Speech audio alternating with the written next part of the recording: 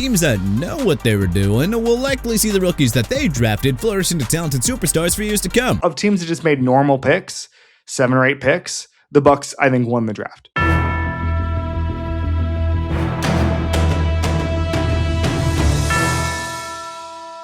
So today, we're taking a look at teams that came out of the 2026 NFL Draft as winners and those that came out of this draft as losers. Winners, Baltimore Ravens. The Ravens entered the 2026 draft needing a new interior lineman, and they nailed the pick by drafting Vega Ioane, who gave up 0 sacks in his final season with the Penn State Nittany Lions. By addressing the interior offensive line, the Ravens found a guy in Ioane who will likely replicate the production Tyler Linderbaum left behind during the upcoming 2026 NFL season, and providing Lamar Jackson with the necessary protection that he needs to succeed. The Ravens added some receivers in the 3rd and 4th rounds of the draft with Jacoby Lane out of USC, Elijah Sarrett out of Indiana, and tight end Matthew Hebner out of SMU. The Ravens also drafted Zion Young out of Missouri, who should help make a positive impact on the team's pass rush during the 2026 regular season. Despite general manager Eric DeCosta flopping the rumored Max Crosby trade, he managed to make some serious home runs on highly graded draft prospects that'll likely help the team rebound from 2025 and potentially get them back into the playoffs. Losers, Chicago Bears. Although the Bears drafted Dylan Thieneman in the 1st round to help bolster their secondary, they neglected to address the pass rush in the early rounds. The Bears drafted Xavier Thomas in the 3rd round of the draft, even though he was projected to be a 6th or 7th round pick, making him a bit of a reach to draft him that high. The Bears also made a very questionable pick, drafting tight end Sam Roach in the 3rd round when they already have Cole Kmet and Colson Loveland on the roster, making Roche an unnecessary luxury. On top of that, they drafted center Logan Jones out of Iowa, even though they already traded for veteran center Garrett Bradbury during the offseason. Stashing a rookie center and having him wait for his opportunity to start behind a seasoned veteran while the team's defense is still in need of repairs is a bit questionable, especially when their 2026 season is gonna be tougher as they now enter the year as the defending NFC North champions. Winners, Dallas Cowboys. The Cowboys may make questionable moves during the offseason and before the regular season, but they had an excellent draft. Securing Caleb Downs to bolster the team's secondary is going to pay off during the regular season, as he's going to work very nicely with cornerback Deron Bland. The Cowboys also drafted Malachi Lawrence with the 23rd pick of the draft, addressing the pass rush issue that the team has had since they traded away Micah Parsons before the start of the 2025 season. Drafting offensive tackle Drew Shelton will help protect Dak Prescott, as he allowed only 1 sack during his final season at Penn State. Drafting Jayshon Barham, Devin Moore, and LT Overton in the 3rd and 4th rounds will also help that defense in 2026.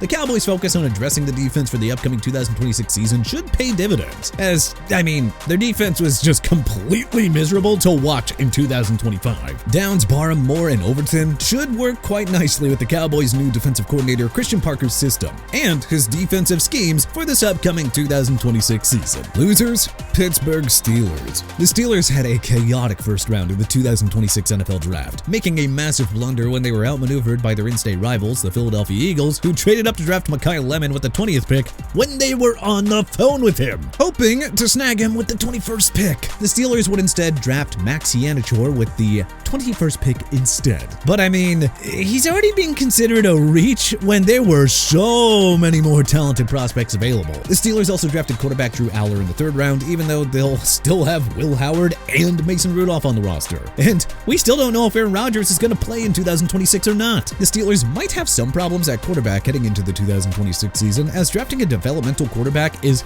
not the answer for the position moving forward, especially since Aller is recovering from an ankle injury that ended his 2025 season at Penn State. Though anything can change regarding Aaron Rodgers' status, things are looking bleak for the Steelers heading into the upcoming regular season. Winners, Las Vegas Raiders. The Raiders had a nice draft night, drafting Fernando Mendoza, who should establish himself as the team's franchise quarterback of the future, and snagging some impressive steals in the later rounds. The Raiders drafted Jermod McCoy in the 4th round of the draft, as he's still recovering from a torn ACL from his final season with the Tennessee Volunteers. We hope he recovers well in time for the start of the 2026 season. Safety Trayton Stukes, who was drafted in the 2nd round, should also help the Raiders secondary, along with Dalton Johnson, who was taken in the 5th round. Huron Crawford will serve as a great rotational player who should make things work in the team's pass rush. The Raiders added some top-tier talent to their roster for this 2026 season. The question is, will this talent actually help them rebound, or will they be stuck in mediocrity? Losers, Arizona Cardinals. Although the Cardinals drafted Jeremiah Love, the move was viewed as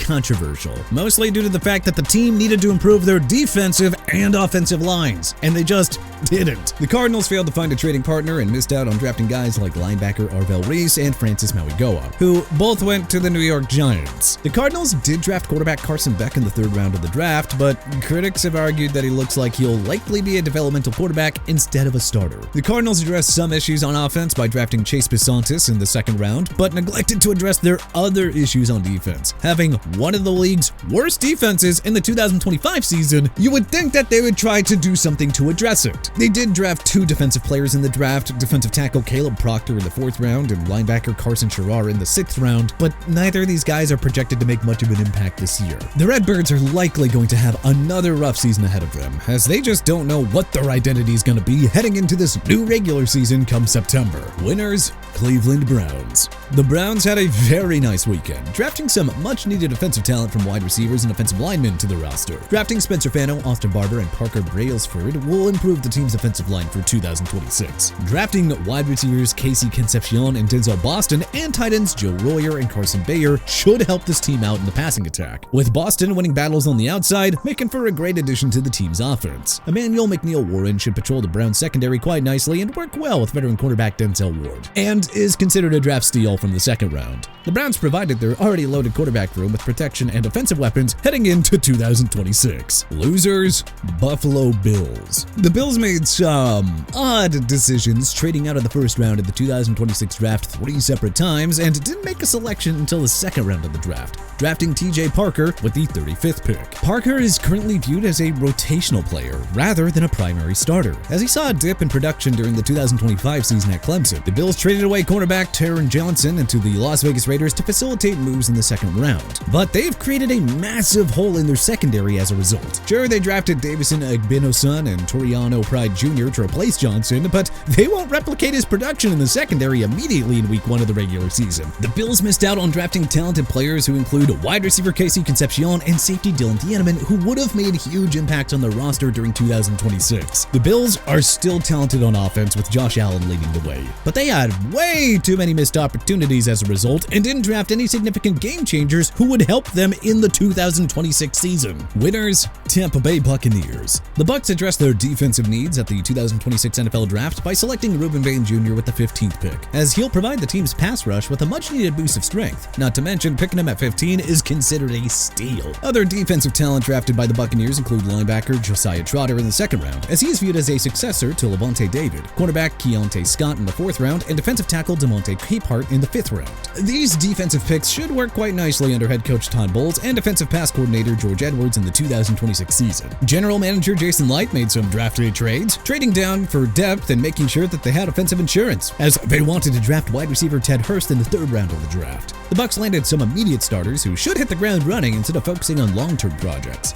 ensuring that they stay competitive in the NFC South. The Bucs also drafted offensive guard Billy Schroth in the 5th round, who should definitely help stabilize the team's offensive line during the regular season. We're looking forward to seeing how the Bucs will utilize their nice draft haul during this upcoming season. At the very least, they should be a pretty fun team to watch. Losers, Los Angeles Rams. The Rams made some odd decisions during the draft and drafted Ty Simpson with the 13th pick, as many believe Simpson was going to be selected in the late 1st round or early 2nd round, making his selection a significant reach. Picking Simpson with said pick shows that they want to have a succession plan for when or if Matthew Stafford retires. But the pick also shows neglect for specific needs that the Rams didn't address, such as getting players who would make a significant impact, like, drafting a high-impact wide receiver. Simpson is also someone who is not going to be a starter right away, as he had 1 year of significant starting experience at Alabama, and he'll likely see limited action on the field as Stafford will start in 2026. Sure, they drafted guys like tight end Max Clare in the 2nd round, defensive tackle Keegan Trust in the 3rd round, wide receiver CJ Daniels in the 6th round, and defensive tackle Tim Keene in the 3rd, but none of these guys are projected to be immediate starters. Not to mention that drafting Clare just is unnecessary, as the Rams already have Tyler Higbee, Terrence Ferguson, Davis Allen, and Colby Parkinson on the roster. And on top of all that, head coach Sean McVay just looked frustrated and baffled during the team's drafting process, which, is never a good sign. But Who do you think is the biggest winner of the NFL draft? Who do you think's the biggest loser? Let us know in the comment section below. If you like this video and learned a thing or two, then hey, clicking the like button helps us out a ton. And you know, we really appreciate it. If this is your first time coming around to TPS though, then subscribing is a great idea because we put out videos like this every single day. But as always, thanks for watching and we'll see you guys next time.